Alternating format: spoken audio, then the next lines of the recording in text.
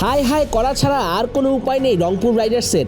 টানা ৮ ম্যাচ জেতার পর এবার টানা ৪ ম্যাচ হারলো প্লে অফ থেকে, তাই নতুনভাবে চিন্তা করে খেলতে হবে রংপুর রাইডার্সকে। হেরেই চলেছে রংপুর রাইডার্স।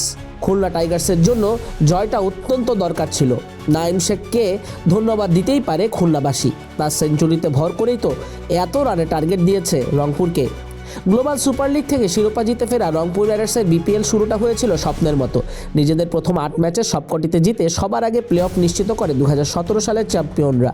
এমন অবস্থায় সবার জানতে চাওয়া ছিল, সবাই সমীকরণ মেলাচ্ছিল এই রংপুরকে থামাবে কে।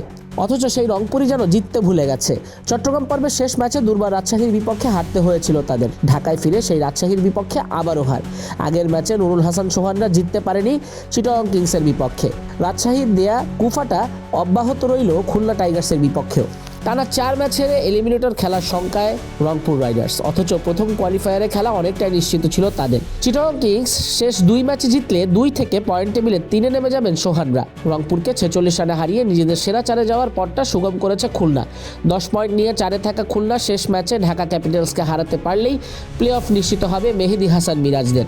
নেট রান রেটে পিছিয়ে থাকায় 12 পয়েন্ট নিয়েও বাদ পড়বে রাজশাহী। খুলনার জয়ের ভিতটা গড়ে দিয়েছেন নাঈম শেখ। উদ্বোধনী জুটিতে মিরাজকে সঙ্গে নিয়ে ভালো শুরু করেছিলেন বাঁহাতি ওপেনার। খুলনার অধিনায়ক ফেরার পর অ্যালেক্স রসও সুবিধা করতে পারেননি, যদিও নাঈমের সঙ্গে ভুল বোঝাবুঝিতে রান আউট হয়ে ফিরতে হয় অস্ট্রেলিয়ান ব্যাটারকে।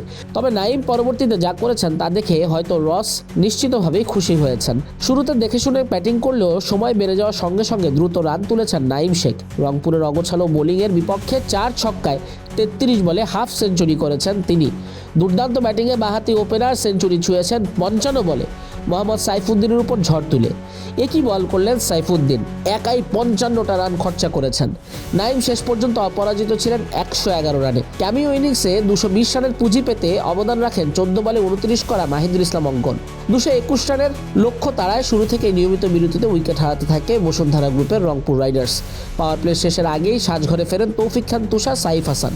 তাদের দুজনের ব্যর্থতায় পাওয়ার প্লেতে 2 উইকেটে হারিয়ে মাত্র 45 রান তোলে রংপুর। সেখান থেকে টেনে তোলার চেষ্টা করেছিলেন ইফতেখার আহমেদ, সৌম্য সরকার, যদিও তাদের দুজনের জুটি বড় হতে দেননি মুশফিক হাসান। ডানহাতি পেসারের স্লোয়ার ডেলিভারিতে ছক্কা মারতে গিয়ে ডিপ স্কোয়ার লেগে ক্যাচ দেন 19 রান করা ইফতেখার। পরবর্তীতে শেখ মাহিদিও দ্রুত ফিরেছেন। মোহাম্মদ নওয়াজ তাকে তুলে নেন। একটু পর হাফ সেঞ্চুরি তুলে নেন সৌম্য। বাঁহাতি ওপেনার শেষ ওভারে ফিরেছেন 74 রানের ইনিংস খেলে। বাকিরা কেউ সঙ্গ দিতে না পারায় সৌম্যের অমর ইনিংস কেবল হারের ব্যবধানই কমিয়েছে। খুলনার হয়ে বল হাতে আলো ছড়িয়ে 24 রানে 3 উইকেট নেন। চোট কাটিয়ে বিপিএল দিয়ে মাঠে ক্রিকেটে ফেরা মুশফিক হাসান। এছাড়া নওয়াজ 2টি উইকেট নেন।